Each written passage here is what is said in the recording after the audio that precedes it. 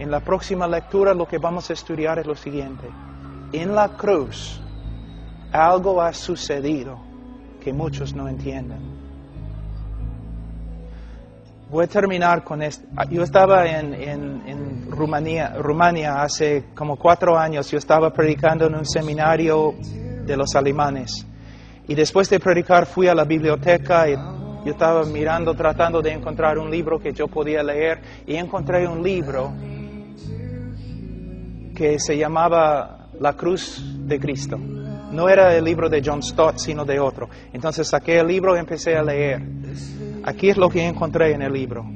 El autor dijo, Dios el Padre miró del cielo y Él observó todo el sufrimiento de Cristo en la cruz por causa de los romanos y los judíos. Él miró abajo, desde el cielo, miró a Jesús en la cruz y vio todo el castigo que Él sufrió a las manos de los romanos. Y Él consideró lo que sucedió ahí, pago por nuestro pecado.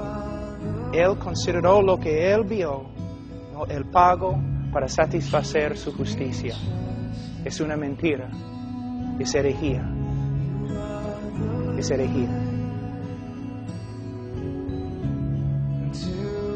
Cuando Cristo murió en la cruz, bueno, hermano, ¿puedo seguir para terminar? Hermanos, ok.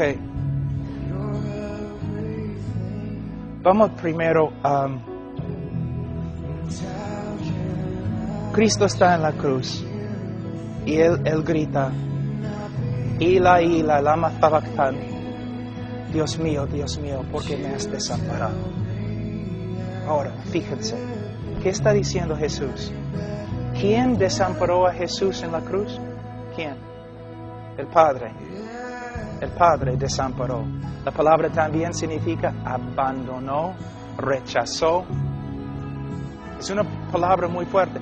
Muchos predicadores dicen, Dios miró desde el cielo y miró a su Hijo y Él no podía soportar ver el sufrimiento de su Hijo y por eso simplemente no podía ver. Es una mentira, no es lo que la Escritura dice, es una mentira. La Biblia dice que Dios no podía mirar a su Hijo y desamparó a su Hijo. Dios abandonó a su Hijo. La pregunta es, ¿por qué? ¿Por qué? Vamos a Salmos 22 y vas a ver por qué. Salmos 22, versículo 1. Dios mío, ¿por qué me has desamparado? ¿Por qué estás tan lejos de mi salvación y de las palabras de mi clamor? Es su queja. Dios, ¿por qué me has desamparado? El Mesías en la cruz está clamando a Dios, ¿por qué me has desamparado? Versículo 2. Dios mío, clamo de día y no respondes, y de noche no hay para mí reposo. Da un argumento allí en versículo 4. En ti esperaron nuestros padres, esperaron y tú los libraste, clamaron a ti y fueron librados, confiaron en ti y no fueron avergonzados. Cristo está diciendo, en toda la historia de Israel, cuando un hombre justo clamó a ti, tú lo salvaste. Pero yo, tu Hijo, tu Mesías, yo clamo desde la cruz, pero me has desamparado. ¿Por qué? La respuesta, versículo 3. Pero tú eres santo, versículo 6, mas yo soy gusano y no hombre.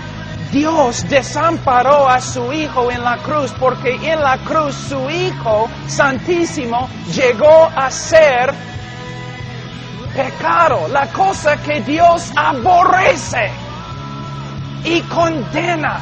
En los folletos que tenemos dice que Dios está acá y el hombre está acá y Dios no puede pasar al hombre y hay una gran separación entre los dos. Para cerrar la separación, alguien tenía que morir fuera de la presencia favorable de Dios. Alguien tenía que morir condenado de Dios desde el comienzo de la creación y antes de la creación. Dios el Padre, Dios el Hijo, Dios el Espíritu Santo existieron en un compañerismo absolutamente perfecto, y lleno de gozo.